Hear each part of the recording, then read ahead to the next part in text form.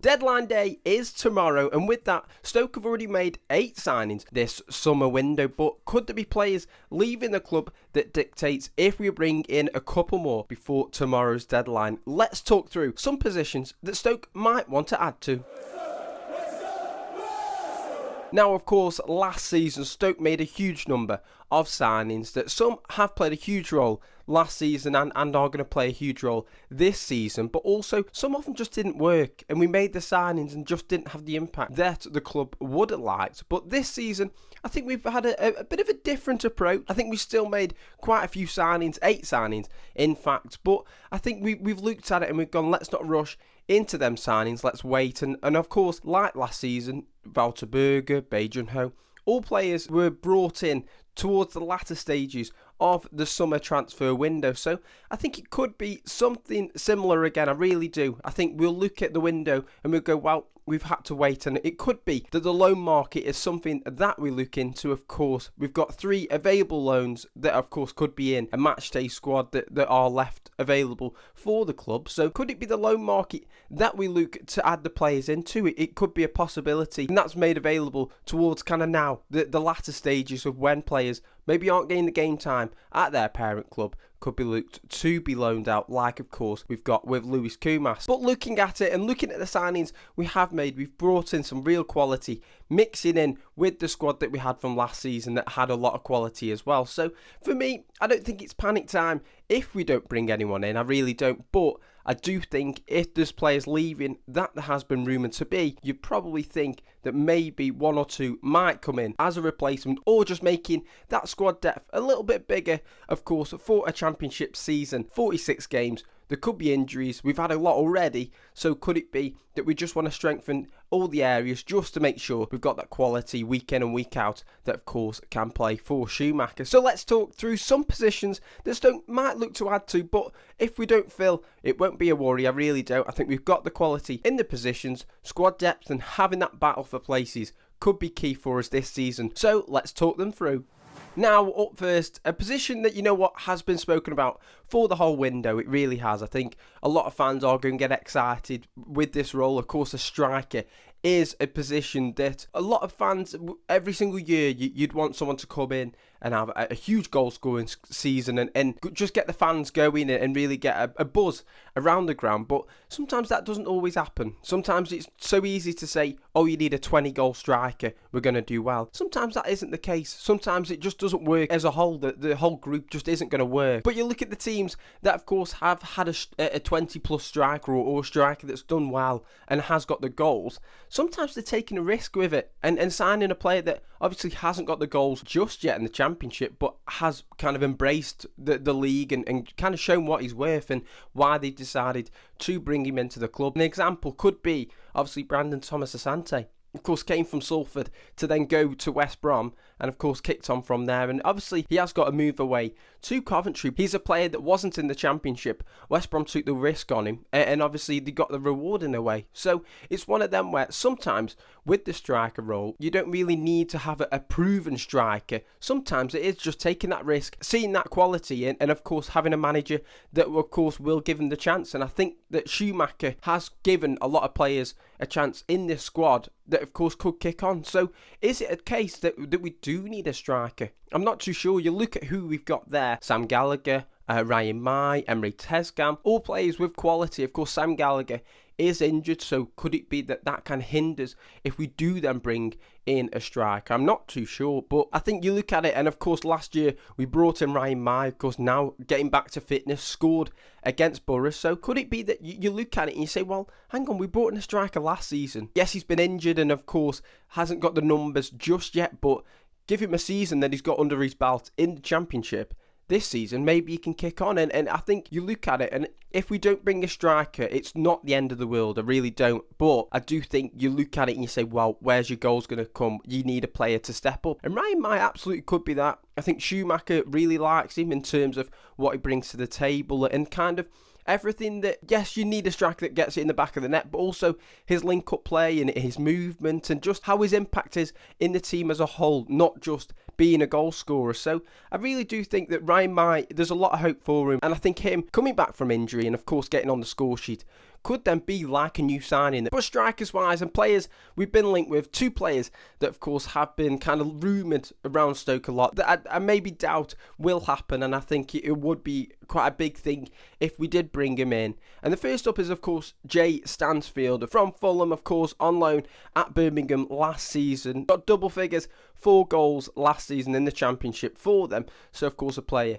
that is hungry for goals, knows where the back of the net is, and of course has proven himself in the Championship. But one thing with that, of course, Marco Silva has said he is a big fan of him. He wants to keep him in the squad and of course doesn't want to loan him out. But there's always the rumour of, well, if he doesn't get game time, surely moving him out on loan just gets him that game time for another year. And of course maybe loaning in a striker maybe is better for Stoke in terms of financial fair play. But there'll be a lot of teams that want him, they really will. I think he's a hungry striker, a young striker who's got a point to prove in terms of, you know what, I want to be in this first team in Fulham. I go out on loan. Why have you sent me out on loan? I want to get them goals again, and then maybe the following season, or even in January, he could get recalled, and of course he then kicks on from there. But I do think it's highly unlikely. I think Stansfield a real good player, and I think there's a reason why Marco Silva wants to keep him, and I think he could definitely get his chance in that Fulham side. But in terms of Stoke and looking at it, I just think if it isn't a loan and it is permanent, I don't think we will go down there. I don't think we will. I think it's more likely that we're looking for a striker to bring in on loan, possibly, that obviously mixes in well with the squad, and of course isn't just handed his place in the squad, has to battle with the likes of Mai and Tezgal and of course Gallagher when they come back to kind of lead the line in a way. But striker wise, I am kind of optimistic with what maybe Ryan Mai and Gallagher and of course Tezgal as well, what they could bring to the table. But also one of them where I don't want it to be that then Mai then gets injured and of course we go, why don't we bring in a striker? So only Schumacher and the club will know or have the hope of what they expect from the side. But in terms of striker, I don't think it's a priority, I really don't. But I think it'd be a good addition, one that gets the fans going, but also one that they shouldn't be panicking if we don't bring in another one. Now, as I mentioned, in terms of outgoings, there have been a number of players that were involved in the cup game against Borough, the likes of Lewis Baker, Daniel Johnson as well, Andre Vidigal, all rumoured. I think it was that they were fit. I'm not 100% if they were, but it looks like they were fit. Of course, Baker, who made an appearance against West Brom, not the best appearance off the bench, I must admit, but he did still have an involvement, have a part in the game, and of course scored against Coventry, but has been rumoured with a move away for the whole summer window in all fairness, been linked with Blackburn as well. So I think he could be going, I really do. I think if we can kind of get the money for him or maybe offload him, could then welcome in another midfielder. But I'm not too sure on this one. I think you look at the midfielders, we've got the likes of Thompson and Lowell who play the more defensive minded, or even Wouter Berger if you're kind of playing a double pivot. So you look at it, is it more of an attacking midfielder that if, say, Baker and Johnson leave, you'd then bring in? And for me, I'd probably look at bringing in Luke Cundle, of course not getting the game time at the moment for Wolves, but it has been the rumour of we haven't reached the asking price that Wolves have set for him. But in terms of a player like him, I think Moran is going to be similar to him, but having that depth in the squad, and of course one thing we need to kind of remember is that kind of change of, you've got 9 subs on the bench and of course 5 that can come off the bench and make an appearance in the game. So I think having that depth there, especially in the attacking role in the midfielder, a player that obviously will be fit and ready and sharp in terms of getting on the ball and actually giving us a tempo to how we play.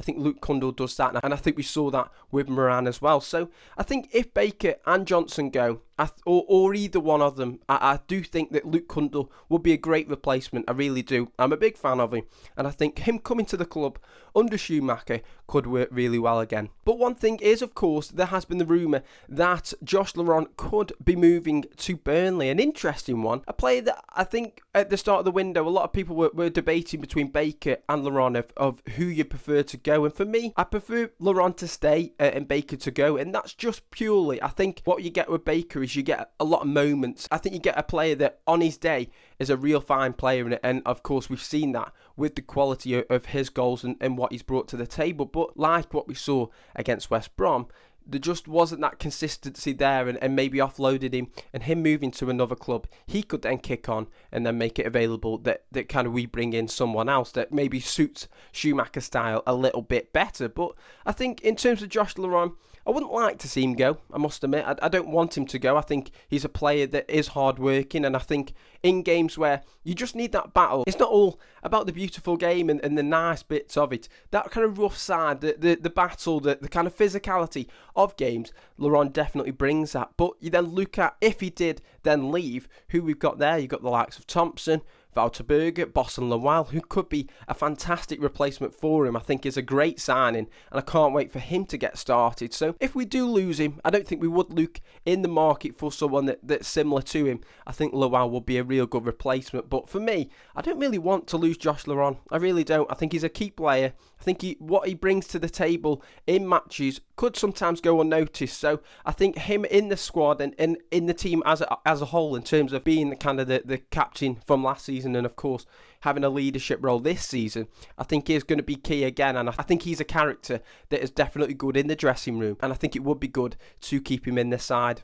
Now, we spoke about bringing in players on loan, maybe looking at the loan market as something different, especially as it is near deadline day, and of course players maybe are available now that obviously won't be sent out on a permanent. They'll want to kind of loan out, give him that experience, and of course in a way drop down to the Championship to get that valuable game time, like we've obviously seen with Luis Kumas, who's really kicking on and looks to be a fantastic talent. So for me, I'm looking at that winger role, and I think maybe bringing in another winger, especially with the link of Vidigal, who possibly wasn't available to play against Borough, or was available and wasn't chosen. Could he be on a move away from the club? That then for me opens up that space to go, right, let's look at the loan market, let's look at wingers and maybe players that, like Kumas, are young, are exciting, are kind of a real good potential to kick on at their parent club, but given the time at Stoke, like kind of you've seen with kind of the top teams in the Championship,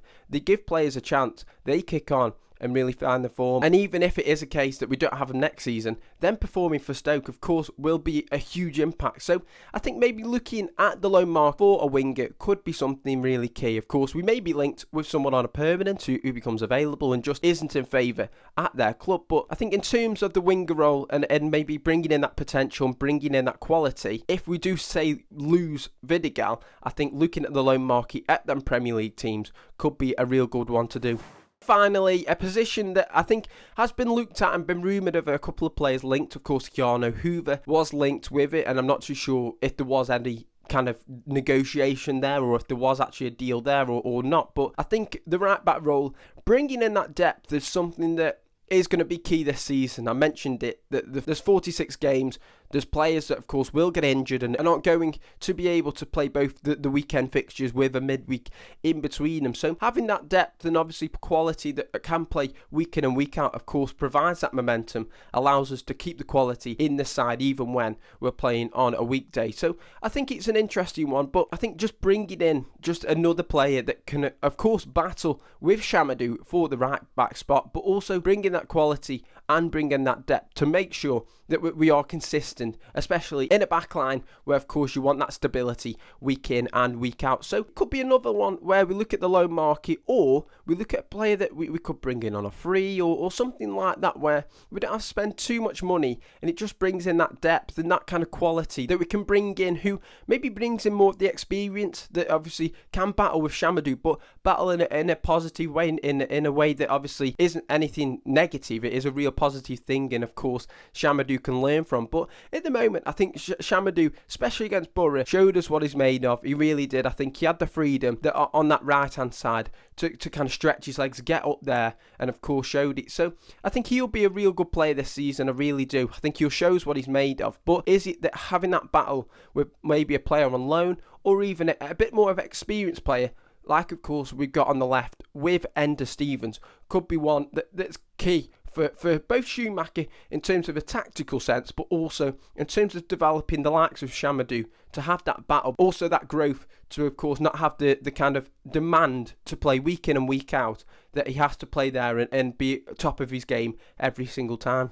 There we have it then. That's the 4 positions that I think Stoke could add to before the transfer window shuts tomorrow. It's an interesting one. I really do. I think it's one of them where you love to have signings come in, but like last season, signings can come in and it gets the fans excited, but they might not even have an impact at all for the whole season. So it's one of them where you don't want to just make the signings for nothing, but it's the latter stages of the window. Players will become available, and it's one of them where if we've waited that long and it's all been part of the plan, then you'd applaud the club, and I really think that they have got it under control. So I think if we don't bring anyone in, I think it'll probably mean that maybe outgoings aren't going to happen. I think if we do have the outgoings, then surely we might have 1 or 2 coming in terms of replacing them. So it'll be interesting, it'll be exciting to see, and of course we'll all be checking our phones to see who we're linked with. So we'll have to see until then on Friday who we're going to bring in, who's going to be another player in a red and white striped shirt. We'll have to see. But until then,